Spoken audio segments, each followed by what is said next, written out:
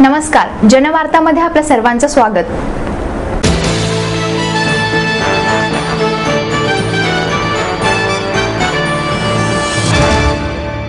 राज्यात मुंबई वगळता सर्वत्र आडत कपातीचा निर्णय पणन संचालकाच्या परिपत्रकामुळे लागू झाला आहे। चर्चेच्या माध्यमातून तोडगा निघू शकतो असे असतानाही शेतकरी माल विक्री करताना अडथळे आणले गेले, त्यामुळे कायदा हातात घेणाऱ्यांवर कायदेशीर कारवाई करण्यात येईल असा इशारा प्रादेशिक बाजार समितीचे प्रशासक BG देशमुख यांनी आडत्यांच्या बैठकीत दिला। राज्यात असलेले वेगवेगळे आडत दर कमी करून ते समान पातळीवर आणण्यासाठी भुसार मालावर 3% आणि नाशवंत मालावर 6% आडत दर पणन संचालकांनी आणला आहे। त्याची अंमलबजावणी प्रादेशिक बाजार समितीने पोटनियमात दुरुस्ती करून केलेली आहे। शेतकऱ्यांच्या मालाची विक्री व्यवस्था होऊन तो ग्राहकापर्यंत पोहोचवण्यासाठी बाजार समितीचा प्रयत्न सुरू आहे। बाजारात समितीकडून माल विक्रीसाठी चोख व्यवस्था झाली। आडतेही मोठ्या संख्येने बाजारात जमले होते। त्यावेळी विशाल पुरंदर पतसंस्थेबाहेर आडत्यांची बैठक झाली। त्यावेळी प्रशासनाने केलेल्या उपाययोजनांची माहिती देताना देशमुख बोलत होते। भोसले म्हणाले की आडत कपातीच्या निर्णयाविरोधात पणन मंत्रालयाकडे अपील दाखल केले जाणार आहे। आडत्यांना संधी न देताच परस्पर परिपत्रक काढले गेले असून त्यास आडत्यांचा विरोध आहे। बंदीची कोंडी फोडण्यासाठी सर्व मंत्र्यांना निवेदन दिले जाणार आहे। दरम्यान आडत्यांच्या शिष्टमंडळाने पुण्यात सहकार मंत्री हर्षवर्धन पाटील यांची भेट घेऊन आडत कपात कमी करण्यास विरोध नोंदविला।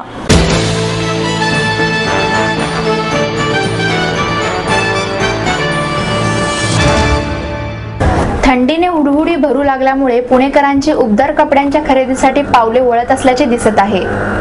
मध्यंतरी कमी झालेल्या थंडीमुळे घराघरातील गरम कपडे तसेच कपाटात पडून होते, परंतु आता परत थंडीची चाहूल लागली आणि गरम कपडे नागरिकांच्या अंगावर दिसू लागले। त्याचप्रमाणे पारा 9.5 अंशापर्यंत खाली असल्यामुळे पुणेकरांची स्वेटर, मफलर, कानटोपी या पारंपरिक वस्त्राबरोबर स्वेटशर्ट, स्वेट जर्किन, लोकरीची शाल, लोकरीचे स्टॉल, पश्चिमनी स्टॉल यांना मागणी असल्याचे विक्रेत्यांनी सांगितले। याबरोबरच बाबा सूट, फॅन्सी लेडीज जॅकेट, फॅन्सी टोपी, हँड ग्लोव्ज यांचीही मागणी वाढत असल्याचे चित्र आहे। लक्ष्मी रोडवरील तिबेटी नागरिकांनी हे उबदार कपडे पंजाब, हिमाचल प्रदेश, जम्मू काश्मीर या भागातून मागविले असून तेथे त्यांची विक्री केली जात आहे। येथे तिबेट आणि भारत यांच्यातील उबदार नातेही अनुभवायला मिळते। तिबेटचे गुरु दलाई लामा यांचा उल्लेख केल्यावर तेथील तिबेटी नागरिक विशेष आपुलकीने आपल्याशी व्यवहार करताना दिसतात। 50 ते 850 रुपयापर्यंत या उबदार कपड्यांची किंमत आहे। लहानांपासून मोठ्यापर्यंतच्या उबदार कपड्यांची खरेदी येथून पुणेकर करीत आहेत। स्वेटर बरोबर तरुणांकडून स्वेट शर्ट, स्वेट जर्किन यांची मागणी होत आहे। तरुणींकडून पश्चिमेनी स्टॉल, लोकरीची शॉल याची मागणी होत आहे। तरुणांकडून स्टाईल आणि काही हटके अशा पद्धतीच्या उबदार कपड्यांची मागणी होत आहे।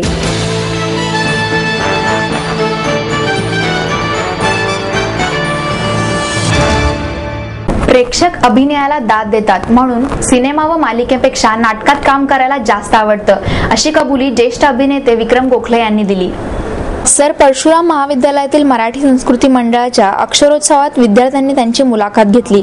यावेळी ज्योत्स्ना खरे, मराठी संस्कृती मंडळाचे सरचिटणीस प्रणव बापट, उपप्राचार्य सोपान शेंडे, उपप्राचार्य सहस्रबुद्धे आदी उपस्थित होते।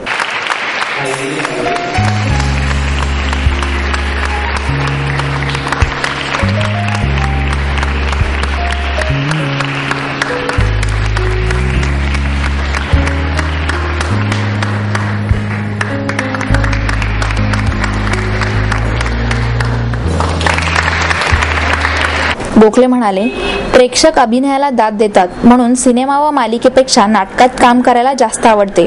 मात्र आजकाल लोकांनी टीव्ही नावाचा अजगर घरात पाळला आहे, त्यामुळे नाटक पाहायला येणाऱ्या प्रेक्षकांची संख्या रोडावली आहे। आजचे व पूर्वीचे चित्रपट यांतील फरक सांगताना गोखले म्हणाले, पूर्वीच्या मराठी चित्रपटातील दिग्दर्शन, लेखन, अभिनय हा पोरकटपणा होता।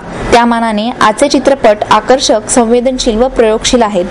अभिनय क्षेत्रात मी नाईलाजानेच आलो। भारतीय वायुदलात मोठा अधिकारी होण्याची माझी इच्छा होती। वारसा हक्काने जरी अभिनय मिळाला असला तरी आजी, वडील व माझ्या अभिनय पद्धतीत खूप वेगळेपण आहे। त्यामुळे निरीक्षणातून अभिनयाला चालना मिळत गेली। देवावर विश्वास आहे का यावर ते म्हणाले, मी देव व धर्म मानत नाही। माणसाचा जेव्हा स्वतःवरील विश्वास संपतो तेव्हाच तो देवाच्या मागे लागतो। मन लावून कष्ट केल्यास फळ मिळतेच। तसेच जीवनात प्रत्येकाने एक शिस्त पाळली पाहिजे, तरच माणूस यशस्वी होऊ शकतो। त्यामुळे असा मला मिळाला असं मी म्हणणार. पण मला खूप चांगल्या गोष्टी शिकायला मिळाल्या. न शिकता न शिकवता शिकायला मिळालं, कारण मी निरीक्षण करणारा माणूस आहे आणि ते लहानपणापासून करत होतं. माझ्या आजीला किंवा माझ्या पणजीला अभिनय करताना मी नाही पाहू शकलो. त्या 1942 सालीच विश्राम बेडेकरांचं लक्ष्मीचे खेळ संपल्यानंतर माझ्या आजीला तिच्या तिन्ही मुलांनी अतिशय आदराने सांगितलं की आई, तू खूप कष्ट केले आम्हाला वाढवण्याकरता, आता तू काम करायचं नाहीस, तू घरात बस. त्यामुळे 1942ला माझा जन्मही नाही. त्यामुळे माझ्या आजीला किंवा पणजीला की अभिनय कसा करते हे मला बघता आलेलं नाही. परंतु वसंत कानेटकरांनी एकदा माझ्या मुंबईच्या जुन्या घरामध्ये माझ्या आजीचा दूरदर्शन मुंबई यांच्या साथीमुळे ती व्हिडिओ उभारली होती.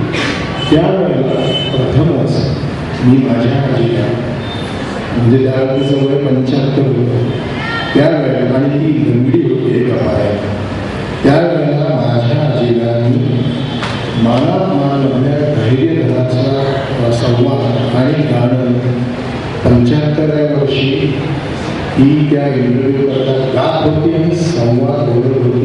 त्यांनी आयुष्यात प्रथम पाहिलं आणि म्हटलं की हे फार वेगळं आहे.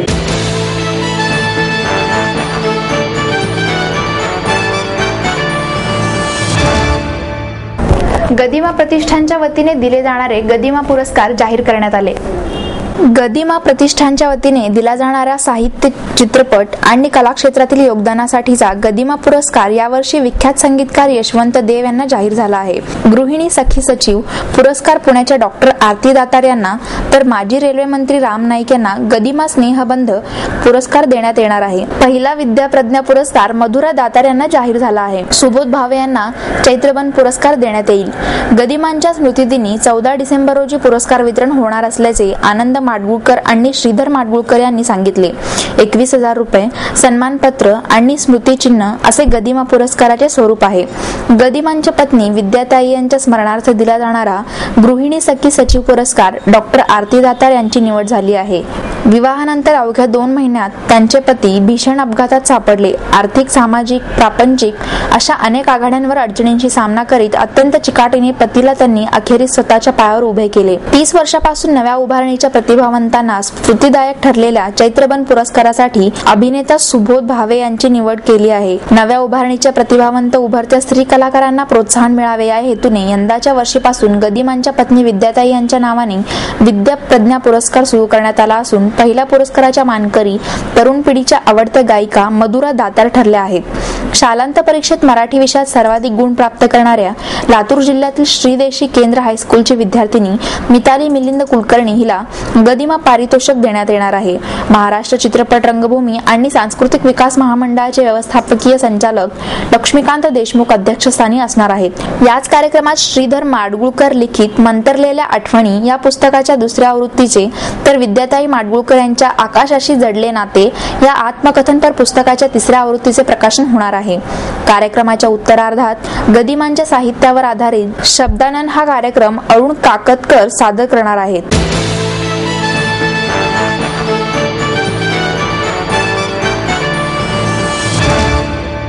देशाची एकात्मता टिकवण्यासाठी आसाम सारख्या राज्यांना सामाजिक व आर्थिक न्याय देण्याची आवश्यकता आहे, असे प्रतिपादन माजी केंद्रीय वाणिज्य मंत्री डॉक्टर धारिया यांनी केले.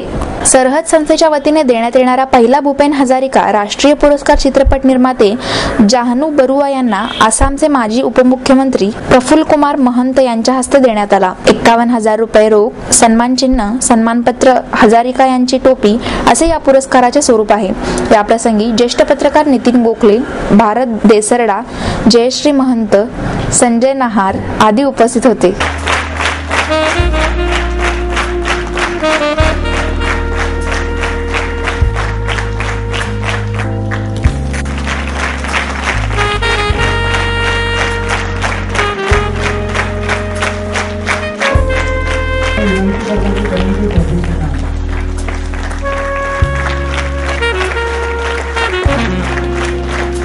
केंद्रीय वाणिज्य मंत्री असताना आसामच्या दौऱ्यातील आठवणींना उजाळा देत धारिया म्हणाले, आसाम, मणिपूर या सप्त भगिनींना आपल्यासोबत ठेवण्यासाठी त्यांचे विचार जाणून घेतले पाहिजे. या बांधवांना न्याय मिळवून देण्यासाठी आपण आग्रही असायला हवे. बरुआ हे चित्रपटाच्या माध्यमातून सामाजिक आर्थिक न्यायासाठी झटत आहेत. त्यांचे हे देश जोडण्याचे काम फार मोलाचे आहे. देण्यासाठी हे चित्रपट काढतात आणि त्यांचा आपण गौरव केलेला आहे. मला सगळं संस्थेला धन्यवाद द्यायचे. अत्यंत योग्य माणसाची निवड, ज्यांचं नाव भारतभर होतं असे हजारिका साहेब, त्यांच्या नावानं हा पुरस्कार आपल्याला दिलेला आहे. आपल्याला मनापासून धन्यवाद. Friends, I was associated with SM when I was Commerce Minister. I was not knowing anything about tea. So I decided, as a Commerce Minister, it was my subject. Tea board was with me. So I decided to go to SM, stay in some farmhouse in that tea plantations. And that time, I started realizing the problems of Assam. It was Mr. Sinha who was the chief minister then. He told me that tea is being grown in Assam. आसाममध्ये चहा होतो, काही ख्याल नाही. आज जो कार्यक्रम होतोय त्यामुळं या विचाराला चालना मिळेल. आणि खरोखर भारत एकत्र ठेवायचा असेल, आसाम आपल्या बरोबर ठेवायचं असेल, ही सगळी नागालँड, मिझोराम, मणिपूर सगळ्या ठिकाणी केलं आहे. हेच हा सगळा प्रदेश आपल्याकडे ठेवायचा असेल, जम्मू काश्मीर आपल्याला ठेवायचं असेल तर तिथल्या लोकांचं जे म्हणणं आहे त्याला ऐकून घेऊया. ते त्यांना अधिक स्वायत्तता देणं हाच मार्ग आहे.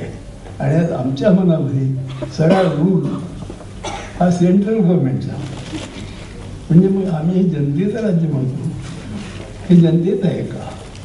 आपण रिपब्लिकन म्हणतो, हे रिपब्लिक आहे का? हे सेंट्रली कंट्रोल गव्हर्नमेंट आहे असा त्याचा अर्थ होतो. मित्रांनो, या प्रसंगाच्या निमित्तानं आपण सर्वांनीच अशा लोकांना न्याय देण्यासाठी, ते आमचे बांधव आहेत, they're our brothers and sisters, they're our mothers, असं मानून आपण त्याच्याकडे पाहिलं पाहिजे आणि तशा त्याचा न्याय त्यांना मिळावा म्हणून त्यांनी आग्रह करू नये. म्हणजे बरुआ साहेब आग्रह करणार, पण हा आग्रह आपण करायला पाहिजे. बरुआ म्हणाले, आसाम ही जरी माझी मातृभूमी असली तरी पुणे हे माझे दुसरे घर आहे. शिक्षणाच्या निमित्ताने 3 वर्ष पुण्यात वास्तव्य केलेला काळ आयुष्यातील सर्वोत्तम काळ होता. युथ बिरादरीत डॉक्टर धारियांचे स्वराज्य विषयावरील भाषण ऐकले. तेव्हापासून मी स्वदेशी वस्तू वापरतो. हजारिका मला गुरुस्थानी होते. त्यांच्या नावाने दिलेला हा पुरस्कार मला सदैव प्रेरणादायी ठरेल. यावेळी त्यांनी आपले पुण्यातील व महाराष्ट्रातील अनुभव सांगून पुणेकरांची मने जिंकली.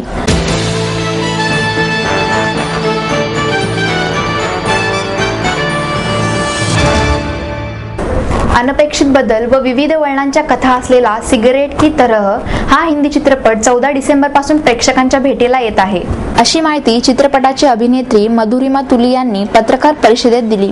चित्रपटांचे दिग्दर्शन अक्षदित्य लामा, गीतकार अजय जिग्रान यांचे आहे. चित्रपटात भूप यदुवंशी, देव नारायण, प्रशांत नारायण, युविका चौधरी, मधुरिमा तुली, सुदेश बेरी यांनी प्रमुख भूमिका साकारल्या आहेत.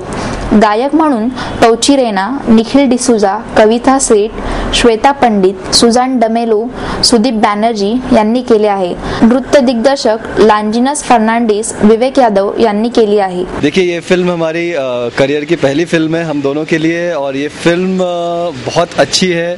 बहुत सारे ट्विस्ट एंड टर्न्स हैं, सोशल मैसेज है, रोमांटिक थ्रिलर है, प्यार के जो अछूते कलर जो सिनेमा में रह गए थे इस फिल्म के थ्रू हम वो दिखाने की कोशिश कर रहे हैं. टोटल डिफरेंट फिल्म है, एक different kind of cinema set करने की कोशिश है हमारी बॉलीवुड में.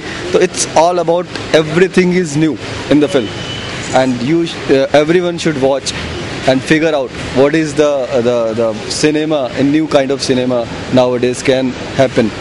बहुत मज़ा आया. मतलब हमारा सपना था शुरू में, जब तक कि कैमरा एक्शन रोल नहीं हो गया तब तक भरोसा नहीं हो रहा था कि हम अपनी लाइफ की पहली फिल्म शूट करने जा रहे हैं, लेकिन बहुत मज़ा आया। देखिए फ्यूचर में तो एक कलाकार का क्या निर्णय हो सकता है, कलाकार ज़िंदगी भर अपनी कला से जुड़ा रहना चाहता है, तो हमारा भी वही निर्णय है कि हम आखिरी सांस तक कला के क्षेत्र में कुछ ना कुछ करते रहें, यही हमारा निर्णय है। She is really very good, very hot and very appreciative, और इन्होंने भी बहुत अच्छा काम किया है फिल्म में। हम दोनों ने मिलकर एक दूसरे को कॉम्प्लीमेंट दिया है इस फिल्म में, और जैसा कि आप जानते हैं बिना हीरोइन के हीरो अधूरा है और बिना हीरो के हीरोइन अधूरी है, तो हम दोनों एक दूसरे के बिना अधूरे हैं, और दोनों ने मिलकर इस फिल्म को कंप्लीट किया है, इस कहानी को कंप्लीट किया है, और हम दोनों एक दूसरे के लिए कंप्लीट हैं। मेरा अनुभव बहुत ही अच्छा था। बहुत सारे हमने ट्विस्ट एंड टर्न्स गोवा में भी बहुत ही मतलब शूटिंग करते दौरान भी बहुत ट्विस्ट एंड टर्न्स आए हमारी लाइफ में,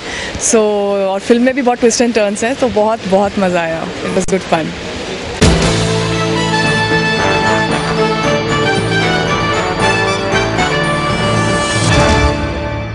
आणि याचबरोबर आजचे बातमीपत्र संपले। उद्या पुन्हा भेटूया याच वेळी। नमस्कार।